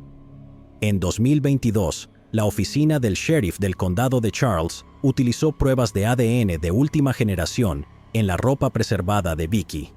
Esta prueba actualizada dio como resultado un perfil de ADN masculino del ADN encontrado en su vestido, un desarrollo crítico que podía ingresarse en CODIS. Este perfil de ADN fue comparado con registros existentes, lo que resultó en una coincidencia con Andre Taylor. Taylor tenía un historial delictivo significativo que abarcaba varias décadas. Después del trágico asesinato de Vicky en 1979, Taylor acumuló numerosos arrestos en el Distrito de Columbia. Muchos de estos arrestos fueron por delitos no violentos y algunos fueron desestimados por completo. Uno de los incidentes más graves ocurrió en abril de 1989, cuando Taylor fue acusado de un asesinato violento por la policía de D.C. por dispararle fatalmente a un hombre durante un robo a mano armada. Aunque solo fue declarado culpable de portar una pistola sin licencia en ese caso, su historial delictivo era extenso y tenía al menos 10 condenas previas. Los encuentros de Taylor con la ley continuaron en la década del 2000, lo que llevó a varios arrestos más. En algún momento durante este periodo, su ADN fue ingresado en CODIS, lo que acabaría vinculándolo al caso de Vicky. El 27 de junio del 2023, Taylor, de 63 años, fue arrestado en conexión con el asesinato de Vicky. En el momento de su arresto, Taylor vivía en una instalación de enfermería y rehabilitación en D.C., lidiando con problemas de salud y habiendo perdido una pierna. Tras un juicio de 9 días, el jurado tardó solo 2 horas en emitir un veredicto de culpabilidad el 18 de julio del 2024. El 23 de agosto del 2024, Andre Taylor fue sentenciado a cadena perpetua por quitarle la vida a Vicky Lynn Belk. Xavier Rawlins, un joven, perdió la vida fuera del complejo de apartamentos River Crossing en Texarkana, Texas, el 17 de junio del 2014. La madre de Xavier Rawlins, un amado hijo y veterano del ejército, enfrentó muchas luchas en su incansable búsqueda de justicia. El increíble avance años después, por fin proporcionaría respuestas en un caso que una vez pareció irresoluble. Xavier, nacido de Charlotte Rawlins, era un hijo muy querido que compartía un estrecho vínculo con su madre, pasando gran parte de su tiempo con ella. Su relación se caracterizaba por el amor y el apoyo mutuo, pero todo cambió el 17 de junio del 2014, cuando Xavier fue fatalmente disparado fuera del complejo de apartamentos River Crossing en College Drive.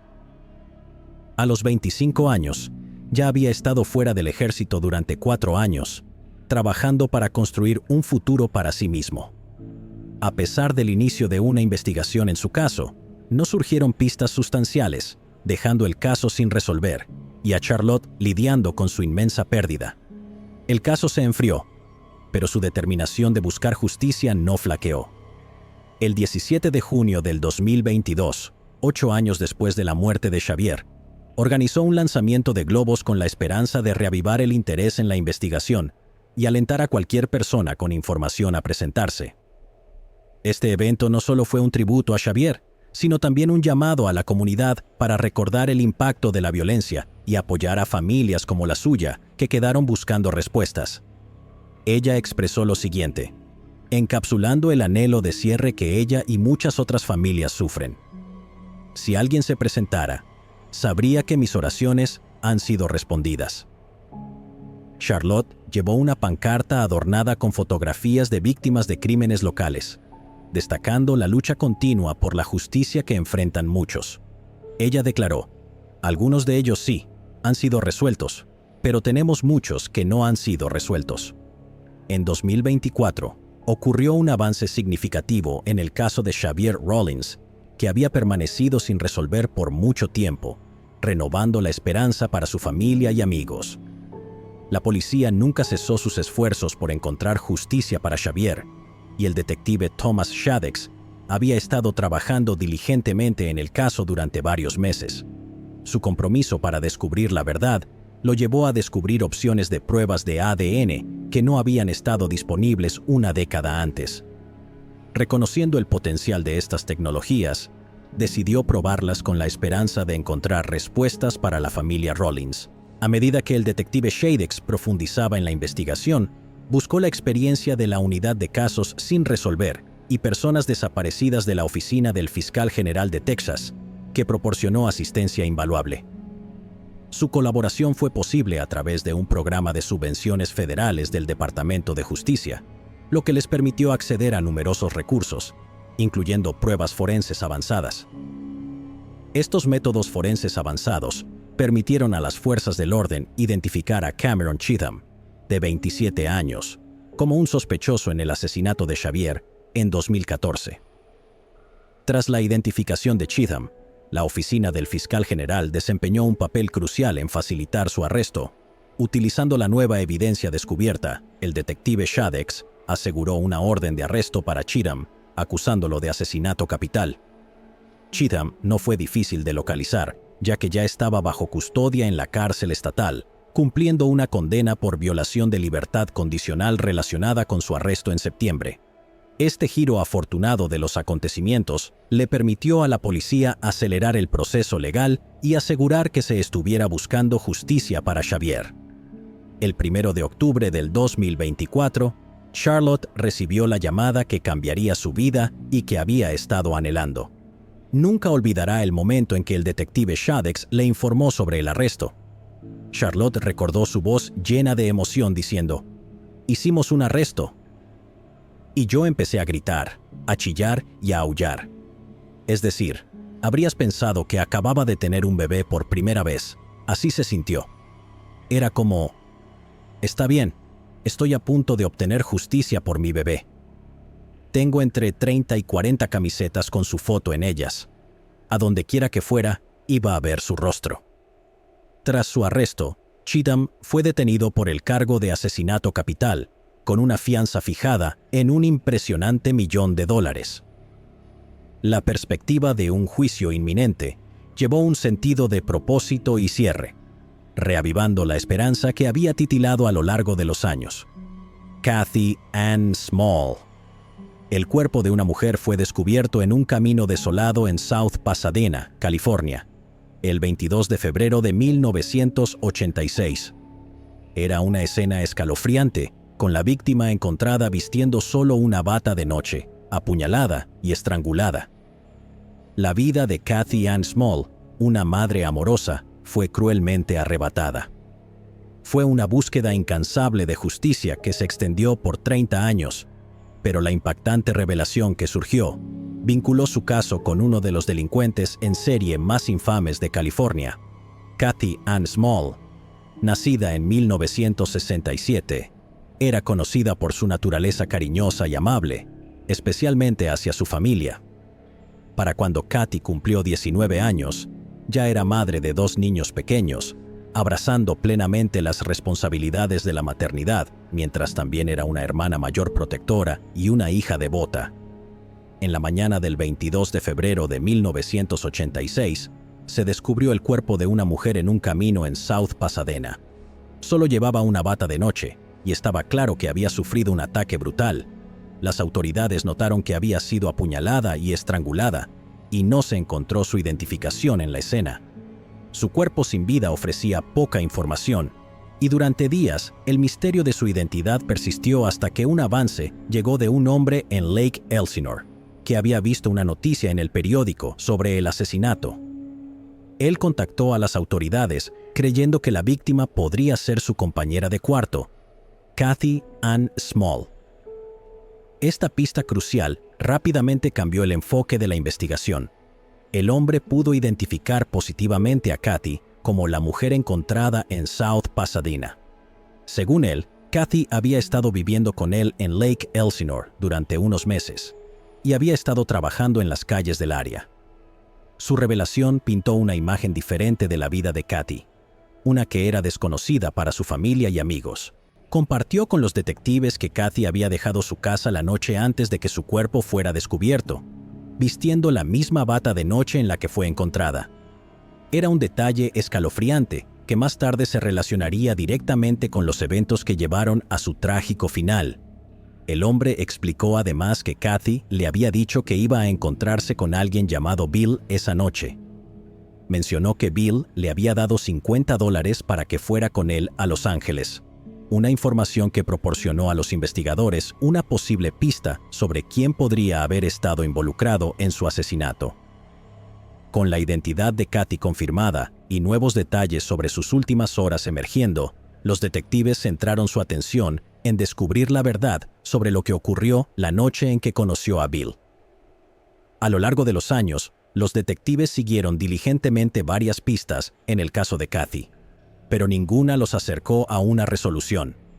El avance en la investigación llegó 3 décadas después de su muerte, cuando un detective del sheriff recibió una llamada de un investigador del Departamento de Médicos Forenses del Condado de Los Ángeles. El médico forense había estado en la escena de una fatalidad natural en una residencia directamente al otro lado de la calle, de donde se había descubierto el cuerpo de Kathy, 33 años antes. Dentro de la casa, se encontró a un hombre de 63 años sin vida en el sofá de su sala. Vivía solo y no tenía hijos, pero la investigación en su casa resultaría crucial para el caso no resuelto de Kathy. Mientras examinaba la casa del hombre fallecido, el investigador forense hizo un descubrimiento perturbador. Esparcidas entre sus pertenencias, había numerosas fotografías de mujeres que parecían haber sido drogadas ilegalmente, asaltadas y posiblemente retenidas en contra de su voluntad. Estas imágenes inquietantes sugirieron un lado oscuro en la vida del hombre. Aumentando aún más las sospechas, estaba un artículo de periódico encontrado en su habitación, el cual reportaba la identificación de Kathy Small como la víctima encontrada apuñalada y estrangulada en South Pasadena en 1986. La escalofriante coincidencia entre el artículo y las fotos llevó a los investigadores a reexaminar el caso no resuelto de Kathy. Con este vínculo significativo, los detectives solicitaron una orden de registro para la casa, con la esperanza de descubrir pruebas que pudieran conectar al hombre fallecido con la muerte de Kathy. Varios artículos fueron incautados y enviados para pruebas de ADN, con la esperanza de que el análisis forense moderno pudiera proporcionar respuestas. Los criminalistas analizaron estos artículos, buscando cualquier rastro de ADN que pudiera vincular al hombre con la escena del crimen o con la propia Kathy. Sin embargo, la investigación tomó un giro inesperado. Las pruebas de ADN revelaron que el ADN del fallecido no coincidía con el encontrado en Kathy, a pesar de los perturbadores objetos en su posesión y la proximidad de su casa a la escena del crimen. El hombre no fue vinculado a su muerte. Su ADN no correspondía con ningún caso criminal conocido, lo que supuso un revés para los detectives. Aún así, la investigación estaba lejos de terminar. Con el caso reabierto, los detectives decidieron recuperar todas las pruebas originales que habían sido retenidas desde 1986. Los materiales fueron transportados al laboratorio criminal del sheriff en Los Ángeles para un análisis exhaustivo de ADN, utilizando tecnología avanzada que no estaba disponible en aquellos años. Este nuevo análisis de las viejas evidencias desentrañó el misterio que había perseguido al caso de Kathy durante más de 3 décadas, proporcionando las tan esperadas respuestas a las preguntas. El 19 de agosto del 2020, los detectives de homicidios recibieron una notificación crucial de un criminalista que hizo avanzar significativamente la investigación. Las pruebas de ADN realizadas en el kit de agresión y la ropa de la víctima revelaron la presencia de ADN de 2 donantes masculinos. Uno de los individuos fue identificado como William Lester Soff, un asesino en serie convicto con una reputación notoria, conocido como el asesino de las prostitutas de Riverside o el asesino de Lake Elsinore. Soff había sido responsable de una serie de brutales asesinatos en el sur de California. La historia criminal de Soff era extensa y aterradora. En enero de 1992, fue arrestado durante una parada de tráfico rutinaria, lo que llevó a su condena por el asesinato de 12 mujeres en el condado de Riverside entre 1989 y 1991. Su violento historial le valió una sentencia de cadena perpetua y estaba bajo pena de muerte por esos casos. Pero la historia criminal de Soff se remontaba aún más atrás. Había sido condenado en 1974 por acabar con la vida de su propia hija de 2 meses en Texas. Por ese crimen, Soff fue sentenciado a 70 años de prisión. pero fue puesto en libertad condicional en 1984 y se mudó a California, donde su ola de asesinatos se reanudó. Tras la coincidencia de ADN en el caso de Kathy Small, los detectives sabían que estaban al borde de un avance importante. En mayo del 2022, Suf fue trasladado desde la prisión de San Quentin al centro de detención masculina del Departamento del Sheriff del Condado de Los Ángeles para ser interrogado. Durante el transcurso de 2 días, los detectives lo interrogaron sobre Kathy, y durante esas entrevistas, Suf confesó haberle quitado la vida y proporcionó detalles perturbadores sobre sus últimos momentos. Su confesión también incluyó admisiones de algunos de sus asesinatos anteriores en el condado de Riverside, consolidando aún más su brutal legado. William Lester Suf permanece en el corredor de la muerte en la prisión estatal de San Quentin, donde espera su ejecución por sus condenas. En agosto del 2024 se llevó a cabo una conferencia de prensa. El teniente Thomas leyó una declaración de la hermana menor de Kathy, Diana Larson, quien vive fuera del estado. Diana tenía 10 años cuando su hermana perdió la vida, pero dijo que sentía que su hermana estaba tratando de encaminar su vida. Ella dijo en su declaración: "Antes de que pudiera dar otro paso adelante, su vida fue terminada. El hombre que acabó con la vida de mi hermana también me destruyó a mí, a mi familia y a las familias de otras personas". No sé por qué Kathy decidió irse con Bill Suf la noche de su asesinato. He pasado casi toda mi vida tratando de descubrir quién tomó la vida de mi dulce hermana. Pienso en ella todos los días. Helen Terry. Una joven madre fue brutalmente asesinada en su apartamento en Sacramento, California, el 28 de agosto de 1980. Una escena del crimen espeluznante, marcada por 13 puñaladas y un niño de 1 año aterrorizado que gateaba entre los restos del ataque, se convirtió en uno de los casos no resueltos más perdurables de la ciudad durante más de 4 décadas. Los investigadores enfrentaron muchos desafíos para identificar al asesino de Helen Terry, hasta que por fin hicieron un arresto décadas después. Helen Terry era una madre de 27 años que vivía en los apartamentos Orangewood West en Windham Drive, Sacramento. Conocida por su devoción a su familia, Helen era una madre amorosa y trabajadora, decidida a proporcionar la mejor vida posible para su hijo de 1 año. En el centro de la vida de Helen en ese momento estaba una demanda de paternidad en curso contra Robert Terry, quien se creía era el padre biológico de su hijo. Helen estaba buscando apoyo económico de Robert, con la esperanza de asegurar la estabilidad financiera para el futuro de su hijo.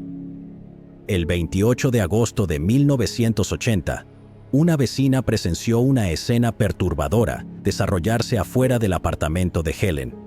La vecina vio a un hombre golpeando agresivamente la puerta, seguido de los inconfundibles sonidos de caos provenientes del interior del apartamento. Ruidos de forcejeo y gritos desgarradores resonaban a través de las paredes, pintando una aterradora imagen de la violencia que ocurría a puerta cerrada. Temiendo por su propia seguridad, la vecina dudó en intervenir y no pudo llamar a la policía, ya que no tenía teléfono.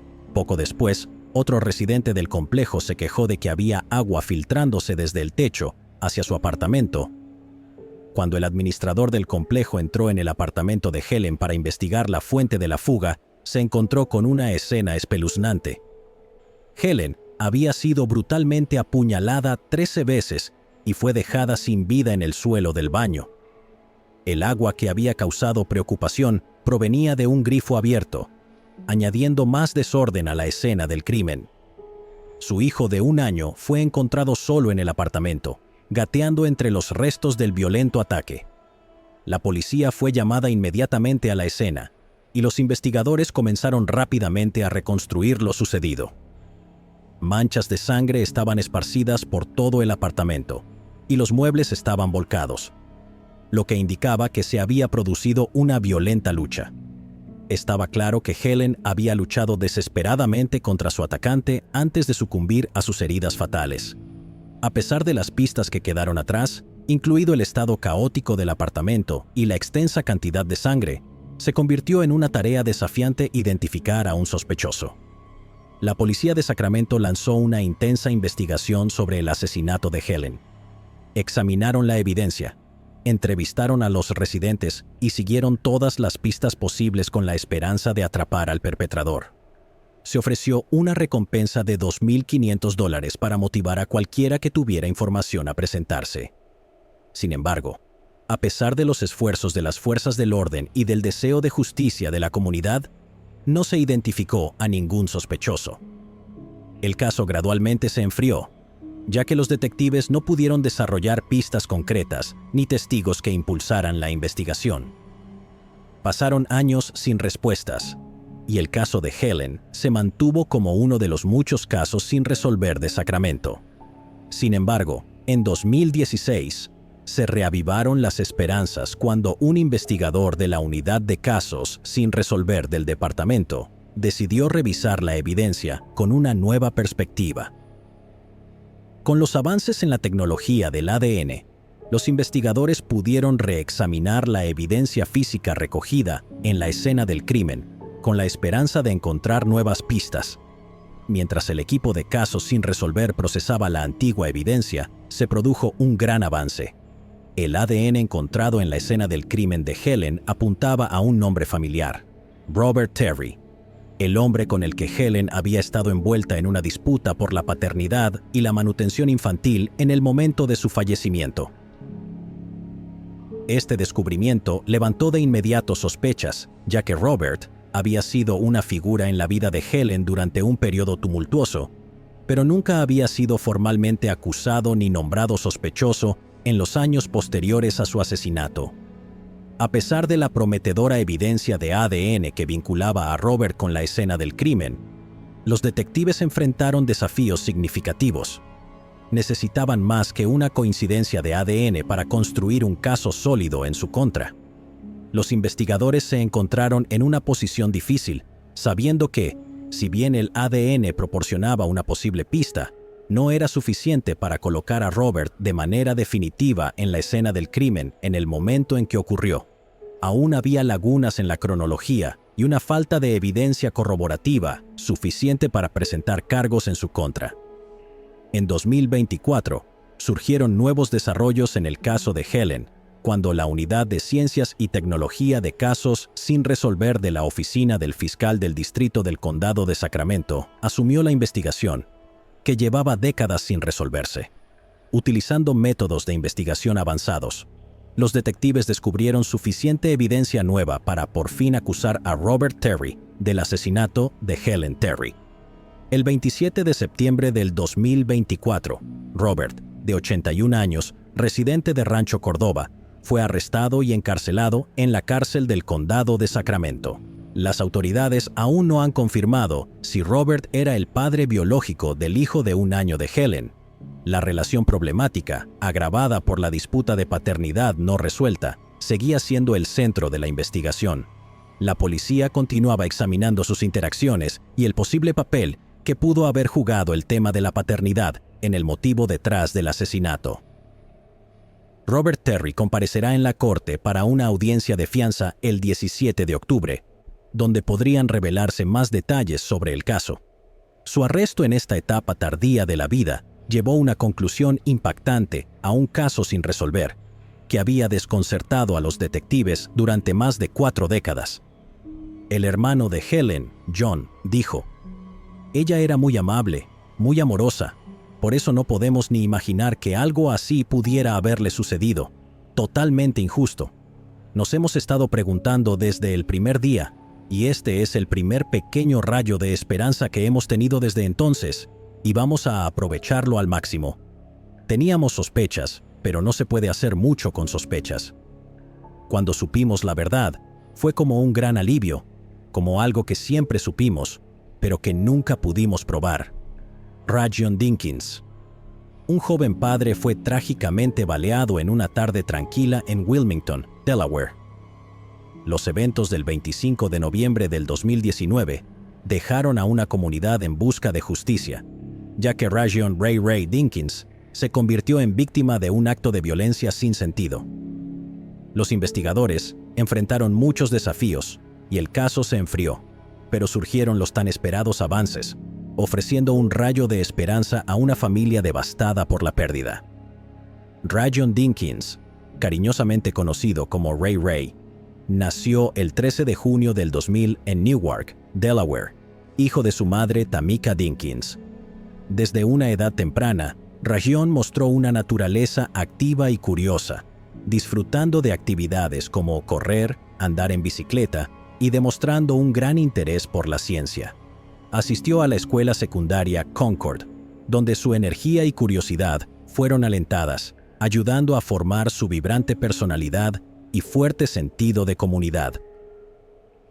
En 2016, Rajon conoció a Amoni Hall, quien más tarde se convertiría en la madre de su único hijo, Aki Dinkins.